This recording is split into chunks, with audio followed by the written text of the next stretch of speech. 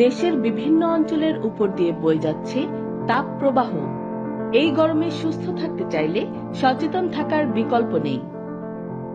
জেনে নিন হিট স্ট্রোকের লক্ষণ ও প্রতিরোধে করণীয়।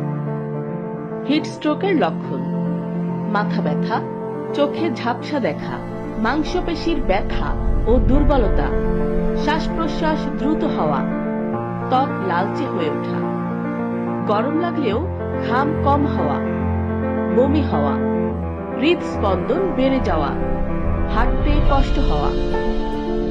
হিট স্ট্রোক প্রতিরোধে করণীয়: দিনের বেলায় বাইরে কম বের হওয়ার চেষ্টা করুন, রোদ এড়িয়ে চলুন, বাইরে বের হলে সঙ্গে ছাতা রাখুন। এছাড়া টুপি বা কাপড় দিয়ে মাথা ঢেকে রাখার চেষ্টা করুন। হালকা রঙের ঢিলেঢালা সুতি পোশাক পরুন। প্রচুর পরিমাণে পানি খান। দিনের বেলা একটানা শারীরিক পরিশ্রম করবেন না।